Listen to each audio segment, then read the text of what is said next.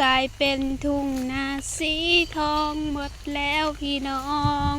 เอ้ยมีแต่หญ้าได้นี่บอนดำๆนี่บอนห่มนี่สุกเบิดทงจ้า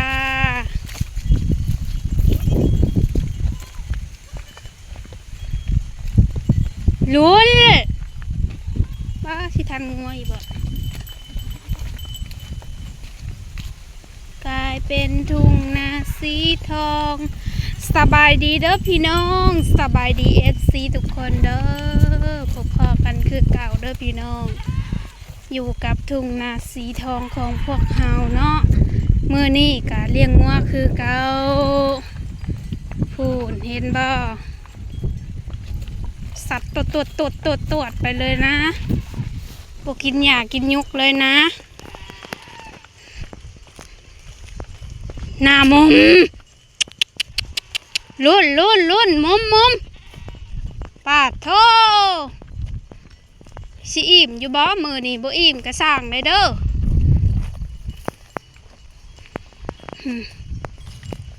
เพิ่นสัตว์ตรวจไปเพราะว่าเพิ่นเห็นซุมเฮาเกี่ยวข้าวอยู่พังนะเพิ่นคิดว่าสิไปกินนั่น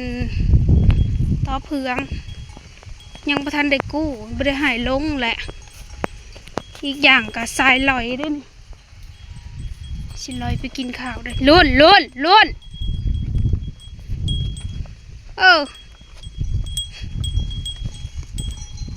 บ่ได้เลี้ยงงัว2 มื้อ3 มื้อมาเป็นแบบสี่เนาะจักไปยังกระเดียกกระโดป้าโธ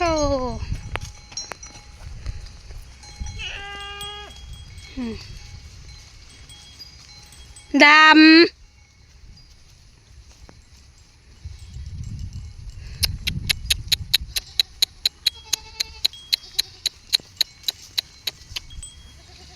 ป้าโธโบแลนมาลัดกับโบอยู่นี่เบิ้งเนี่ยพี่น้อง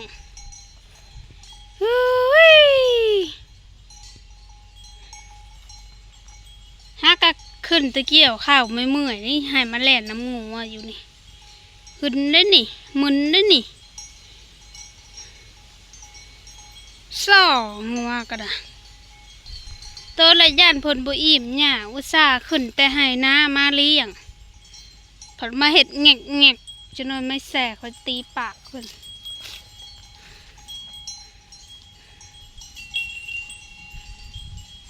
เห็นบุมีหญ้าให้เห็นแล้วพี่น้องเอ้ยพุ่นแหละถ้ากระเจ้าอันเกี่ยวข้าวแล้วก็ได้ปล่อยเพิ่นก็ไปกินตามใจเพิ่นแล้วเพิ่นก็สิพีบัดนี้ช่วงนี้ยังบ่ค่อยพี่ดอกเพราะว่าเฮาเลี้ยงเฮาลัดกระเจ้าเกี่ยวข้าวคนข้าวกู้ข้าวแล้วพุ่นแหละเพิ่นจังสิพีจังสิตุ้ยเพราะว่าไปหากินตามใจเด้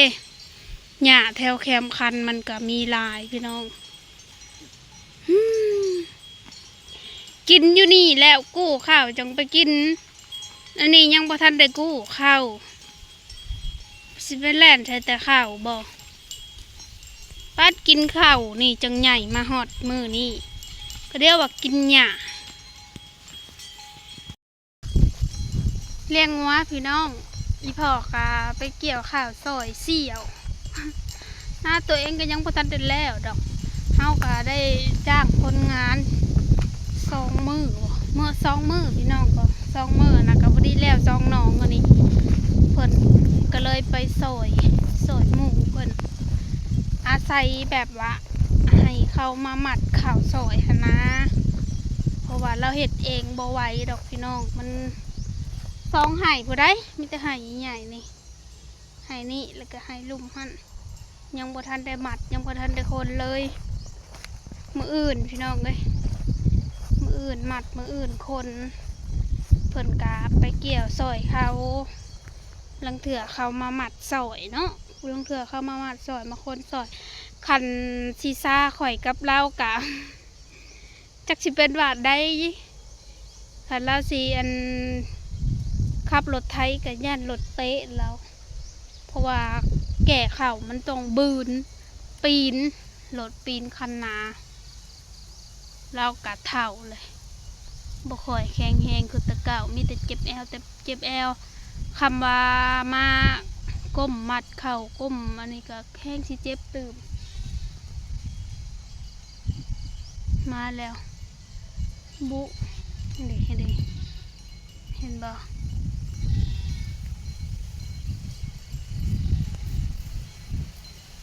งา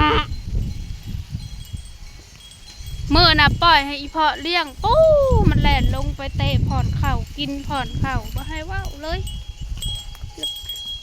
งัวก็ได้อีเพาะกาไปเกี่ยวข้าวซอยกระเจ้าพี่น้องยันว่าคนมามัดข้าวซอยคนซอยเนาะก็ให้ข่อยเกาะหายตะก้าผู้ซอยเอ้ยเกาะถ่าก็ได้บางประมาณ10 กว่าพอนนี่แหละหญ้ากันหลายเกาะไปเกาะผู้เดียวแม่ก็ว่าให้แต่งเอาเครื่องไปเลี้ยงงัวเด้อว่ะก็มาเลี้ยงงัวต่อ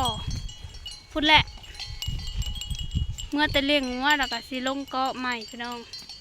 เกาะไปเถิดละหน่อยนะบัดนี้เลี้ยงงัวคือเก่า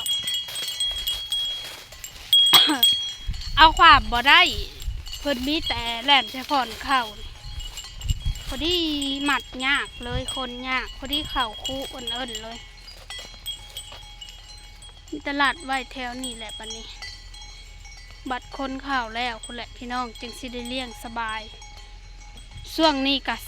คันว่าแล้วเกี่ยวข้าวเกี่ยวน้ำกะสีสบายแน่เลี้ยงงัวนะเพราะว่ามันกว้างบ่อนเลี้ยงมันกว้างพี่น้องก็คือสิสบายแน่เฮากะ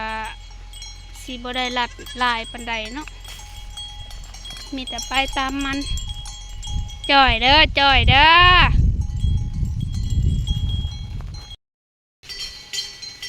ข่าวหน้าให้นี่พี่น้องเบิ้งพอดลำวงอยู่นี่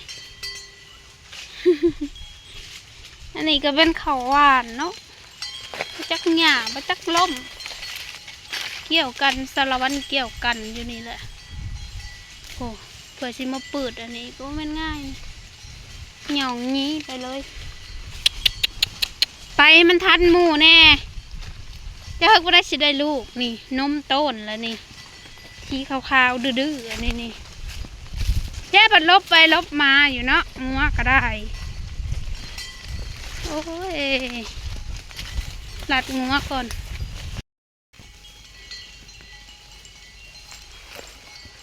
ยากนะเลี้ยงงัวก็ได้ฮะบ่ได้อยู่ได้เด้อชัดไปตวด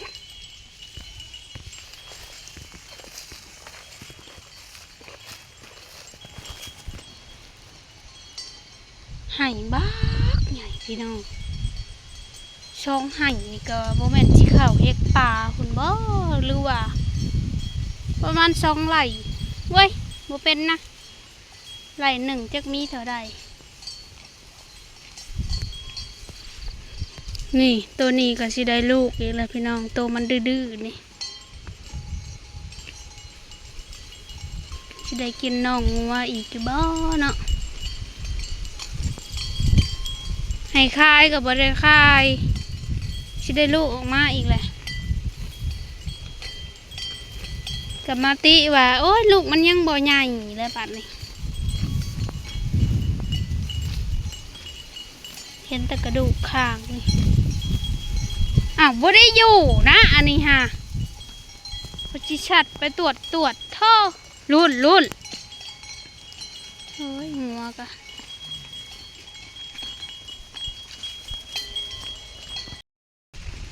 อันนี้ก็น่าติดกันพี่น้องเรื่องบดแล้วนี่เพิ่นกระจกไปแต่ละให้นี่ก็เป็นดอนไปอยู่เลี้ยงงัวก็ยากมันยังเป็นดอนอยู่หลัดและยันมันกินข้าวเพิ่นเรื่องบดแล้วนะทางเราก็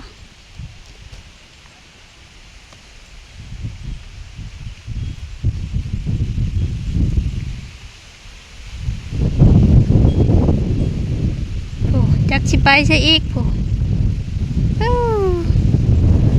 บ้านนางเอกโอ้ย ไปเลยนะโอ้โหพี่น้องเลย หึดงัวนี่เด้พี่น้องตอนแรงกะสิได้เมื่อเกาะข่าวเกาะน้ำอีกแหละจักชิบ้ากันไปใช่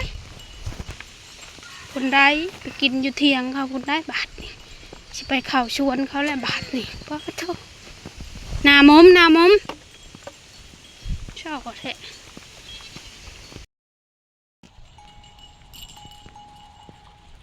ข่าวชวนแล้วพี่น้องดื่มน้ำก่อน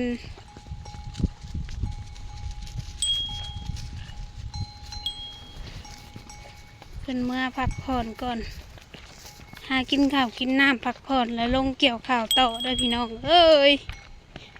พ้นมันหน่อยยากเนาะสำหรับคลิปนี้ก็ฝากกดไลค์กดแชร์ฝากเป็นกำลังใจให้นี่เด้อพี่น้องเอ้ยโหเรื่องเองเต็ง